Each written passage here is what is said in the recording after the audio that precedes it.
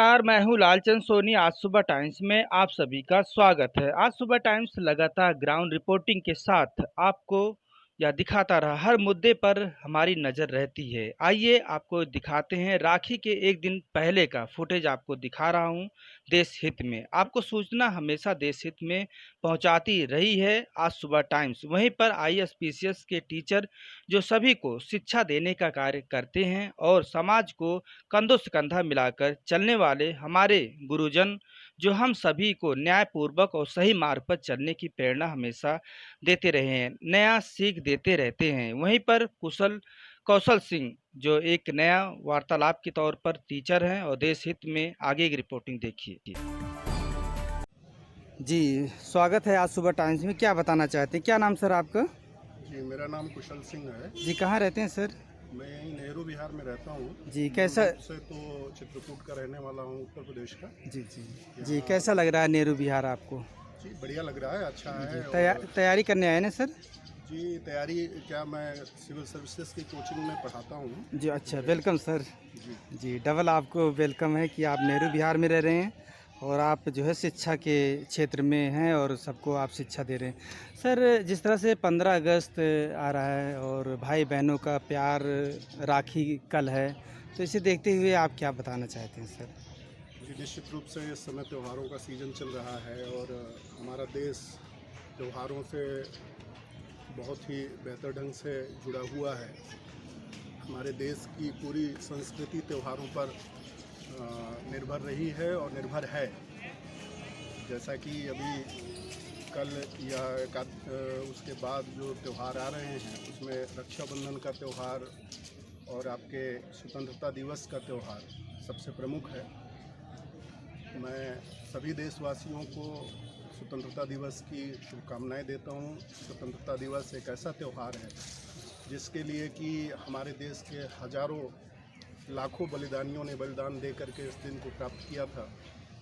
मैं चाहता हूं कि पूरे देश के लोग मिलजुल कर इस त्यौहार को मनाएं, शांतिपूर्ण ढंग से मनाएं। जैसा कि कोरोना का काल इस समय चल रहा है तो थोड़ा सा बच करके, थोड़ा सा सामाजिक दूरी का ख्याल रखते हुए लोग इस त्यौहार को मनाएं और सामाजिक सौहार्द की जो भावना हमारे स्वतंत्रता सेनानियों ने देश के सामने रखी थी उसको बरकरार रखें, देश के प्रति प्रेम रखें और देश में जो आज के समय में एक दूसरे से अलगाव की भावनाएं इधर उधर लोगों के बीच में फैलाई जा रही हैं, उन सबसे दूर रहें।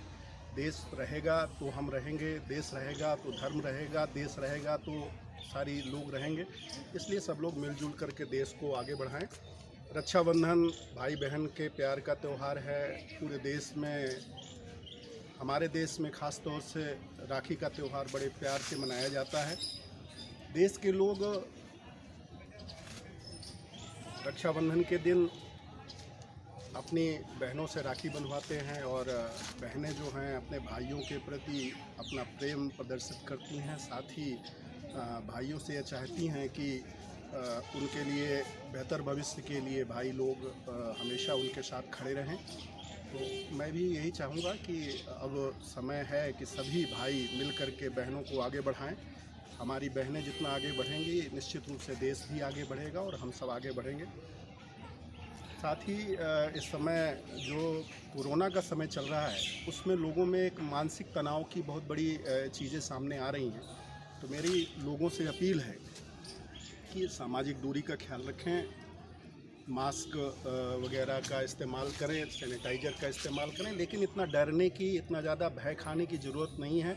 सारी दुनिया में पैंडेमिक है, सारी दुनिया इससे त्रस्त है, तो हम लोगों को बचा करके तो रहना चाहिए, लेकिन ज़्यादा मानसिक तनाव लेने की ज़रूरत नहीं है। सब ठीक होगा और सब चीज़ें धीरे धीरे बेहतर होंगी और हम सब लोग फिर से एक नई ज़िंदगी और नए तरह से देश के निर्माण में आगे बढ़ेंगे। यही मेरी शुभकामनाएँ हैं, यही मेरी सदिच्छा जी, है। चलते-चलते एक क्वेश्चन और है मैं आपको बताना चाहता हूँ। सर, जिस तरह से राफेल 29 जुलाई को आया, इसे देखते हुए आप कितना खुश हुए थे सर? निश्चित रूप से राफेल आया है, राफेल की खुशी है। राफेल एक अच्छा औद्योगिक हमारा हथियार है और देश ने बहुत दिन के बाद राफेल को प्राप्त किया है। इसके पहले भी हमारे देश में बहुत से साजो सामान थे। हमारे देश की सेना जो वायुसेना है वो विश्व की चौथी वायुसेना मानी जाती रही है। तो हमारे देश की सेना, हमारे देश के साजो सामान और हमारे देश के साजो सामान में वृद्धि अगर होती है तो खुशी होगी मुझे निश्चित रूप से। जी सर, जिस तरह से फ्रांस और भारत की दोस्ती किस नज़रिए से आप देखते हैं सर? फ्रांस पहले से भारत का सहयोगी देश रहा है। तमाम सारे साजो सामान हमारे युद्ध के साजो सामान फ्रांस से आते देता रहे हैं और वर्तमान में राफेल भी एक उससे जुड़ गया है और राफेल के आने से निश्चित रूप से वायुसेना को मजबूती मिलेगी, इसमें कोई दो राय नहीं है। लेकिन राफेल के पहले भी हमारे पास बहुत से औद्योगिक ऐसे हथियार विमान हैं जी जी, जिससे कि हम दुनिया में जाने जाते हैं और दुनिया की चौथी वायुसेना हमारी भारतीय वायुसेना है। हमें गर्व है अपनी भारतीय वायुसेना पर और भारतीय सेना पर। जी जिस तरह से आज जो है चीन और भारत पर इस तरह से जो है हमला कर रहा है, इसे देखते हुए आप क्या बताना चाहते हैं? चीन हमेशा से धोखेबाज देश रहा है। चीन ने पहले भी धोखा दिया है। चीन के साथ किसी भी तरह से भरोसा करने लायक जैसी चीज़ कुछ है नहीं। और चीन ने इसके पहले जब 62 के युद्ध में जवाहरलाल नेहरू जी को धोखा दिया था तो बड़ा युद्ध हुआ, हम उसमें दुर्भाग्य से हारे, लेकिन लड़कर हारे।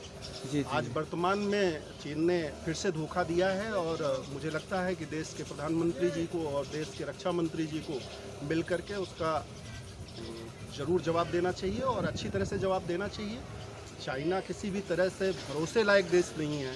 दुनिया का सबसे दुष्ट देश अगर कहा जाए तो वो चीन है और उस पर हम लोग बिल्कुल भरोसा नहीं कर सकते। उसको उचित जवाब देना ही इस समय की सबसे बड़ी ज़रूरत है। जी सर, चलते चलते एक और आपसे क्वेश्चन, जिस तरह से LOC और LAC पर अपने भारतीय जवान आज मजबूती के साथ धूप छाँव पहाड़ी पे बर्फ़ पर और आज जो है तैनात हैं हम सब की रक्षा के लिए, तो उन्हें आप कितना सल्यूट करते हैं और इसके लिए आप क्या बताएंगे?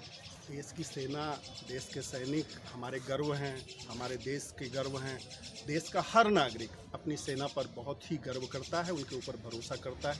आज अगर हम यहाँ पर सुकून से खड़े हैं, सुकून से अपने काम धंधे कर रहे हैं या देश के अंदर जो सुख और शांति है उसके पीछे हमारी सेना और हमारी सेना के जवान हैं। देश ने बहुत पहले नारा दिया था जय जवान और जय किसान का, वो नारा हमेशा हमारे देश की आत्मा में बसा हुआ है। जो भी सैनिक बॉर्डर पे हमारे LAC LOC जितनी भी सीमा रेखाएं हैं उनकी सुरक्षा में लगे हैं, उन सबको मैं सैल्यूट करता हूं। हमारा देश सैल्यूट करता है, हम सब लोग आभारी हैं उनके। जी एक विषय और है सर, 5 तारीख को प्रधानमंत्री श्री मोदी जी जा रहे हैं अयोध्या और उस समय जो है पूरे भारत में जो है एक दीप उत्सव होगा, इसे देखते हुए आप क्या बताना चाहते हैं सर? मुझे लगता है कि अयोध्या भगवान राम की जन्मभूमि है। यह सदियों से हम लोग मानते आए हैं, देश के लोग मानते आए हैं। कुछ विवादित चीज़ें थीं, उन विवादित चीज़ों का निपटारा सुप्रीम कोर्ट के माध्यम से देश को मिल चुका है और अब एक भव्य राम मंदिर बनाने की शुरुआत होने जा रही है। तो इस अवसर पर मैं बस इतना कहना चाहूँगा कि संपूर्ण देश की भावनाएं उससे जुड़ी हुई हैं और उसमें सब लोगों की आस्था है।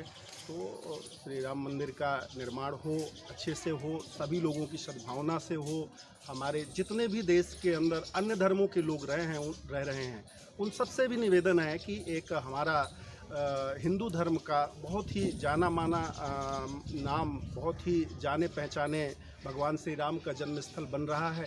तो तमाम छोटी छोटी बातों को एक किनारे करके हमें सब लोगों को मिल करके इस मंदिर निर्माण में अपनी शुभकामनाएं देनी चाहिए और आगे बढ़ना निर्माण चाहिए। में हमें आगे बढ़ना चाहिए। देश आगे बढ़ेगा, हम सब आगे बढ़ेंगे। सभी लोगों को आगे बढ़ने का हक इस देश में संविधान ने दिया है।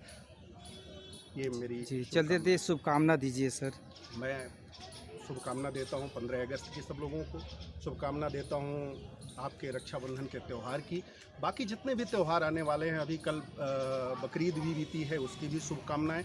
आगे आने वाले सभी त्योहारों की शुभकामनाएं। देश के सभी नागरिकों को बहुत बहुत शुभकामनाएं। आपको बहुत बहुत शुभकामनाएं। सलूट सर, आपको वेलकम। बस हम यहीं तक, फिर आपसे मिलेंगे किसी मुद्दे के साथ। तब तक अपना ख्याल, परिवार और देश का ख्याल जरूर रखें। तब तक के लिए जय हिंद, जय भारत। नमस्कार दोस्तों, मेरे चैनल को सब्सक्राइब, लाइक करें और आइकॉन को जरूर दबाएं ताकि आने वाले वीडियो को आपको नोटिफिकेशन मिल जाए। धन्यवाद।